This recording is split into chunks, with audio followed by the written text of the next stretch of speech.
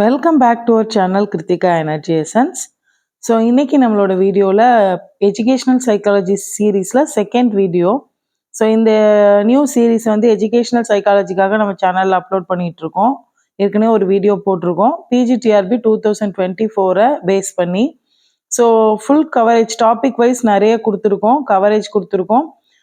Paste on own handwritten material. திரும்ப திரும்ப அதான் சொல்கிறேன், நான் தனிப்பட்ட ஒரு புக்கை மட்டும் படித்து கொடுக்கல. நான் எக்ஸாம்ஸ்க்கு என்னென்ன புக்ஸ் எல்லாம் படிச்சிருந்தனோ அதை வந்து ஓன் ஹேண்ட் ரிட்டன் மெட்டீரியல்லேருந்து எடுத்து கொடுத்துருக்கேன். ஸோ கண்டிப்பாக ஆஸ்பிரண்ட் பாயிண்ட் ஆஃப் வியூவில் இருக்கும், மஸ்ட் வாட்ச் வீடியோ அப்படின்னு நான் சொல்லுவேன்.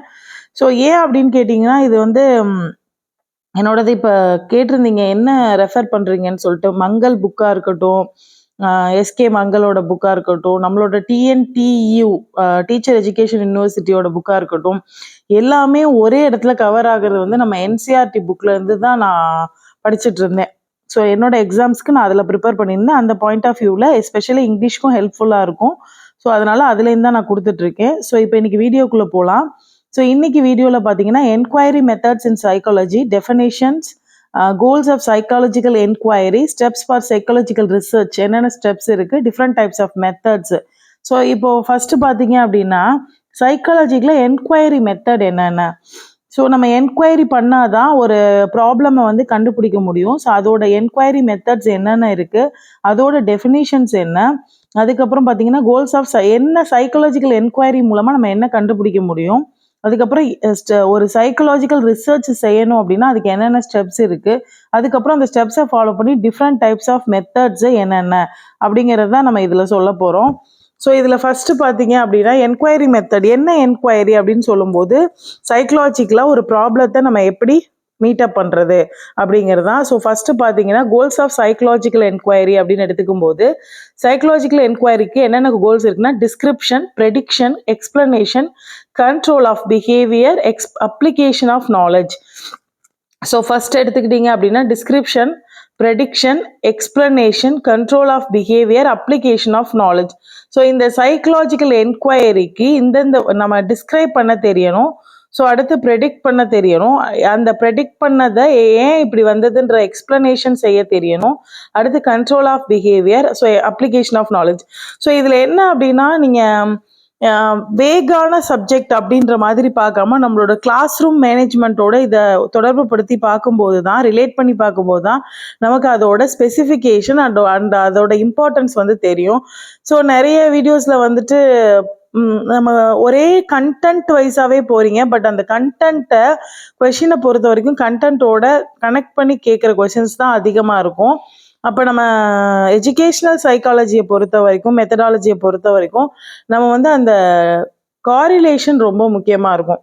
ஸோ இது வந்து 1 மார்க் அப்படிங்கும்போது நமக்கு சப்ஜெக்ட் மேஜரில் நிறைய எடுத்துட்டாங்க அப்படிங்கும்போது நம்ம அந்த ஒவ்வொரு மார்க்குமே எஜுகேஷ்னல் சைக்காலஜியை பொறுத்த வரைக்கும் ரொம்ப ஹெல்ப்ஃபுல்லாக இருக்கும்.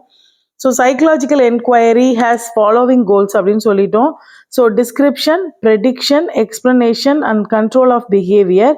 ஸோ இதை வந்து அடுத்து லாஸ்ட்டாக அப்ளிகேஷன் ஆஃப் நாலேஜ். இதை வந்து டிஸ்கிரைப் பண்ணும்போது first this helps in distinguishing a particular behaviour from other behaviours. So இதுதான் நமக்கு ப்ராப்ளமேட்டிக்காக இருக்கக்கூடிய பிஹேவியர் அப்படின்னு மித்த பிஹேவியரை தாண்டி யூனிக்காக கண்டுபிடிக்கிறது. ப்ரெடிக்ஷன்.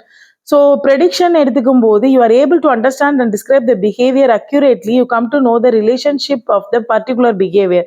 ஸோ இந்த பர்டிகுலர் பிஹேவியரால் அதர் டைப் ஆஃப் பிஹேவியர் என்ன மாதிரி அஃபெக்ட் ஆகுது, பாசிட்டிவ் ஆர் நெகட்டிவ், இது என்ன மாதிரியான வித்தியாசத்தை நம்மளோட பிஹேவியரில் கொடுக்குதுன்னு பார்க்கணும். அடுத்து explanation. So causal fact or determinants of behaviour. So explain பண்ணணும் இது எதனால் வந்தது, அந்த பிஹேவியர் இருக்கிறவங்க என்ன மாதிரியான ஆக்டிவிட்டீஸில் இருப்பாங்க அப்படிங்கிறத எக்ஸ்பிளைன் பண்ண தெரியணும். So control. If you are able to explain why a particular behaviour occurs, you can control that behaviour by make changes in antecedent conditions. So ஒரு பர்டிகுலர் கண்டிஷன். ஸோ பார்த்தீங்கன்னா ஃபார் எக்ஸாம்பிள் நம்ம ஒரு பையன் வந்து நல்லா படிச்சுட்டு இருக்க பையன் திடீர்னு படிக்கலை அப்படிங்கும்போது, படிக்கல ரூடா பிஹேவ் பண்றான் அப்படின்னா அவனோட வீட்டில் இருக்கிற ஃபேமிலி சிச்சுவேஷன்ஸில் ஏதாவது சேஞ்சஸ் இருக்கா, இல்லை பியர் குரூப்பில் ஏதாவது சேஞ்சஸ் இருக்கா அப்படின்றத கண்டுபிடிச்சு அந்த ஆன்டிசிடென்ட் கண்டிஷன்ஸ், இதுக்கு முன்னாடி இருந்த கண்டிஷன் என்ன சேஞ்ச் ஆகிருக்கு அப்படிங்கிறத கண்டுபிடிச்சி அதை மாற்றணும். ஸோ பர்டிகுலர் பிஹேவியர் ஹேப்பன் ஆகிறதுக்கு முன்னாடி என்ன நடந்திருக்கு அதை ரெடியூஸ் பண்ணணும் இல்லை என்ஹான்ஸ் பண்ணணும். ஸோ ஒரு நல்ல விஷயம் நடந்துருந்துச்சுன்னா அதை என்ஹான்ஸ் பண்ணணும் அப்படிங்கிறதா இதில். ஸோ அடுத்து பார்த்தீங்கன்னா psychologist method. So application of knowledge அதில் வந்துடும். என்னென்ன மெத்தட் அப்படின்னு பார்த்தீங்கன்னா observation, experimental, correlational, survey, psychological testing, case study to collect data. So பார்த்தீங்க அப்படின்னா சைக்கலாஜிஸ்ட் மெத்தட்ஸ்.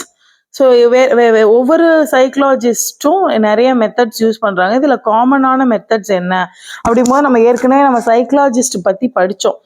பிஹேவியரல் சைக்காலஜிஸ்ட் இருக்காங்க, காக்னிஷனல் சைக்காலஜிஸ்ட் பார்த்தோம், structural psychologist, functional psychologist, clinical psychologist. இதெல்லாம் பார்க்கும்போது நம்ம அதுக்கு பேஸ் பண்ணி நிறைய வெரைட்டி ஆஃப் மெத்தட்ஸ் வந்து நம்ம யூஸ் பண்ணுறோம். ஸோ ஃபஸ்ட்டு பார்த்தீங்கன்னா observation. So first of all நம்ம எல்லா விஷயத்தையுமே கற்றுக்கிறது வந்து அப்சர்வேஷன் மூலமாக தான். So observation and the imitation அப்படிங்கிறது தான் ஒரு லேர்னிங் ப்ராசஸோட ஸ்டார்டிங்னு சொல்லலாம்.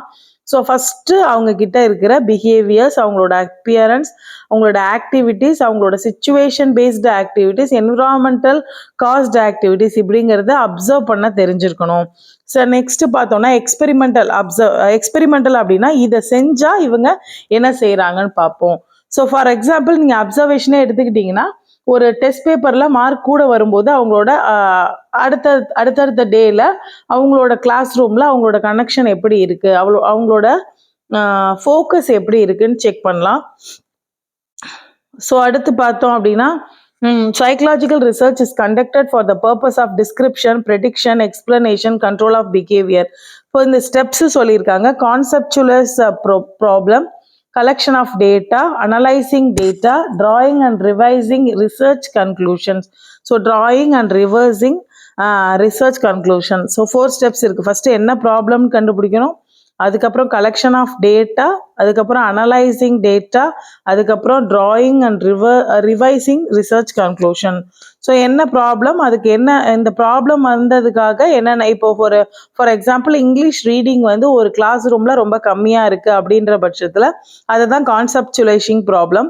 ஸோ 6th ஸ்டாண்டர்டோ இல்லை 10th ஸ்டாண்டர்ட்லேயோ இல்லை 11th ஸ்டாண்டர்ட்லேயோ 11th ஸ்டாண்டர்டில் மட்டும் பர்டிகுலர் ஸ்கூல்லேருந்து இல்லை பர்டிகுலர் லொக்காலிட்டிலேருந்து வர ஸ்டூடெண்ட்ஸுக்கு வந்து ரீடிங் கம்மியாக இருக்குது. அப்போ கலெக்ஷன் ஆஃப் டேட்டா, அவங்க என்ன மாதிரியான மெத்தட்ஸ் யூஸ் பண்ணிட்டு வராங்க, என்ன மாதிரி படிச்சிருக்காங்க அப்படிங்கிற ஒரு டேட்டா கலெக்ட் பண்ணுறோம். அடுத்து அனலைசிங் டேட்டா, அப்போ எங்கே ப்ராப்ளம் வந்தது, ஸோ எந்த ஸ்டாண்டர்ட்லேருந்து அவங்களால படிக்க முடியல, இல்லை எந்த ஸ்டாண்டர்ட்லேருந்து அவங்களால படிக்க முடியுது அப்படிங்கிற அனலைசிங் டேட்டா நம்ம எடுக்கணும்.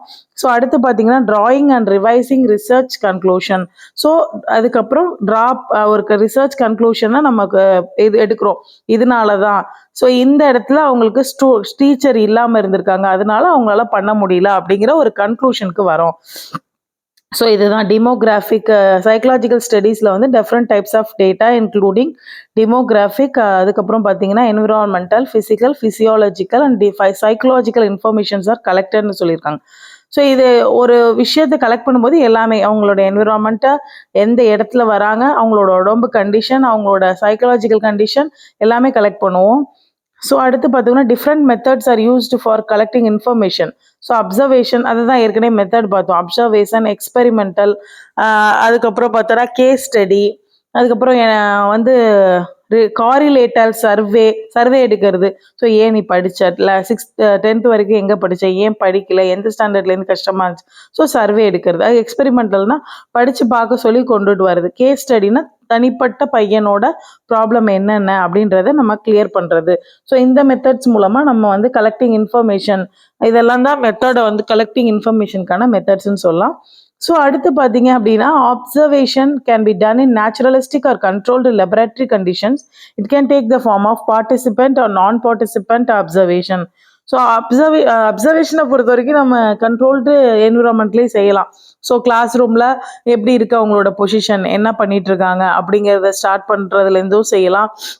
இல்லை வீட்டில் ரீடிங் பண்ணுறது, இல்லை வீட்டில் ஸ்பீச் அந்த லொக்காலிட்டியில் அவங்களால படிக்க முடியுதா, ஸோ இங்கிலீஷ் படிக்கிறதுல ஏதாவது ப்ராப்ளம் இருந்துச்சுன்னா அதை எப்படி கரெக்ட் பண்ணுறாங்க, கரெக்ட் பண்ணி கொடுக்கறதுக்கான சுச்சுவேஷன் வந்து ஸ்கூல் தாண்டி ஏதாவது இருக்கா, அப்படி இல்லாத பட்சத்தில் அதையும் நம்ம எப்படி கோப்ப பண்ணும் அப்படிங்கிற மாதிரியான விஷயங்களை வந்து லேபரேட்டரி கண்டிஷன்ஸ் அப்படின்னு நம்ம சொல்ல முடியாது. அது வந்து நேச்சுரலிஸ்டிக் கண்டிஷன். அதே கண்ட்ரோல்டு லேபரேட்டரி அப்படிங்கும்போது நம்ம கிளாஸ் ரூமில் இந்த மாதிரியான ஒரு லிசனிங் ஆக்டிவிட்டி கொடுக்கும்போது ஒருத்தர் பையன் எப்படி இருக்கான், ஸ்பீக்கிங் ஆக்டிவிட்டி கொடுக்கும்போது பையன் எப்படி இருக்கான், இல்லை ரீடிங் கொடுத்து அதோட காம்ப்ரிஹெண்ட் பண்ண சொல்லும்போது அவன் எப்படி இருக்கான் அப்படிங்கிறத பொறுத்து நம்ம புரிஞ்சுக்கலாம். ஸோ அடுத்து பார்த்தோம்னா different methods used for collecting information. Observation method வந்து எதுக்காகனா describing behaviour. It is characterised by a selection of particular behaviour. It is recording and analysing. It's recording and analysing. So selection of a particular behaviour. Observation can be done in naturalistic and controlled. இதை already பார்த்தது தான். So the experimental method helps in establishing cause effect relationship. So இதை கொடுத்தா, so நம்ம பாவ்லோவில் கொடுத்தோம்ல, conditioning கொடுத்த மாதிரி தான். நமக்கு காஃபி கொடுத்தா படிக்கிறாங்களா, இல்லை வந்து பூஸ்டப் நம்ம கிளாப்பிங் அந்த மாதிரி மோட்டிவேஷன் கொடுத்தா எப்படி இருக்கு எஃபெக்ட். அப்போ cause and effect. The effect of the presence of independent variable on the dependent variable is studied using experimental and control room. So dependent variable and on the independent variable on the dependent variable. So என்ன சொல்றாங்க அப்படின்னா, நம்ம ஒரு change X ஒய்ன்னு வச்சுக்கிறோம் அப்படின்னா நம்மளோட motivation அதிகமாக அதிகமாக அவனோட அவுட்புட் அதிகமாகுதா இல்லை குறையுதா, அதான் எக்ஸ் அண்ட் ஒய். அடுத்து பார்த்தீங்கன்னா the purpose of correlation research is investigating association between various. நமக்கு அடுத்து இதை வந்து நம்ம correlation methods, அதாவது நம்ம டை மெத்தட்னு சொல்லுவோம், மீன் கண்டுபிடிக்கிறது, ஆவரேஜ் கண்டுபிடிக்கிறது, இதெல்லாம் தெரிஞ்சாதான் நம்ம அந்த ஆவரேஜாக ஒரு சப்ஜெக்ட், இப்போ ஃபார் எக்ஸாம்பிள் நீங்கள் ஒரு சப்ஜெக்ட் ஆவரேஜ் எடுக்கிறோம், பர்சன்டேஜ் எடுக்கிறோம், சப்ஜெக்ட் ஆவரேஜ் எடுக்கிறோம் அப்படின்னா அப்போ தான் நமக்கு அந்த பர்பஸ் தெரியும். So the relationship between two variables can be positive, 0 or negative. The center of the association varies from +1 லேருந்து -1 வரைக்கும் இருக்கலாம். Existing reality, the focus on the surveyல என்ன நமக்கு தெரியும் அப்படின்னா அவன் மைனஸ்ல இருக்கானா பிளஸ்ல இருக்கானா ஜீரோல இருக்கானா அப்படிங்கிறத அக்யூரேட்டா நம்மளால சொல்ல முடியறதுக்கு பேர் தான் அந்த சர்வேயோட ரிலேஷன்ஷிப். எக்ஸ் அண்ட் ஒய்ல கிராஃப்ல போட்டோம் அப்படின்னா நமக்கு கிராஃப் மூலமா ஈஸியா தெரிஞ்சிடும் அப்படிங்கிறதான் இதோட point. So surveys can be conducted by using structured and unstructured interviews, mailed questionnaires and telephone. Surveys எப்படி வேணாலும் இருக்கலாம். Structured unstructured interview. ஸ்ட்ரக்சர்ட்னா நமக்கு கொடுக்குற கொஸ்டினை அப்படியே ஆன்சர் பண்ணணும். அன்ஸ்ட்ரக்சர்ட் இன்டர்வியூனா அவங்க ஆன்சர் பண்ணுறத வச்சு நம்ம அடுத்தடுத்த கொஸ்டின்ஸ் கேட்கலாம். ஸோ கொஸ்டினர்ஸ் ஏற்கனவே டிசைன் பண்ண கொஸ்டினர்ஸ் வைக்கலாம். டெலிஃபோனில் சும்மா கொஸ்டின் கேட்டு பார்க்கலாம். ஸோ இதெல்லாம் தான் நம்ம இம்பார்ட்டன்ட் ஆஃப் எஜுகேஷ்னல் சைக்காலஜியில் சைக்கலாஜிக்கல் என்கொயரி அப்படிங்கிறது இந்த வீடியோவில் நம்ம டிஸ்கஸ் பண்ணியிருக்கோம். ஸோ இந்த வீடியோ உங்களுக்கு பிடிச்சிருந்தா லைக் பண்ணுங்கள், ஷேர் பண்ணுங்கள், சப்ஸ்கிரைப் பண்ணுங்கள். நம்ம சேனலை சப்ஸ்கிரைப் பண்ணாமல் பார்த்துட்டு இருக்க வியூவர்ஸ் வந்து சப்ஸ்கிரைப் பண்ணிக்கோங்க. ஸோ எல்லாருமே கேட்டுக்கிட்டதுக்கு இது பண்ணுற மாதிரி தான் நம்ம இந்த எஜுகேஷ்னல் சைக்காலஜி சீரீஸ் ஸ்டார்ட் பண்ணியிருக்கோம். இதில் ஏதாவது சேஞ்சஸ் இருந்தால், உங்களுக்கு ஏதாவது டிஃப்ரென்ஷியேட்டாக வேணும் அப்படின்னா, இல்லை புரிஞ்சிக்க முடியலன்னா just comment on the link. Thank you for வாட்சிங் திஸ் வீடியோ. Thank you friends.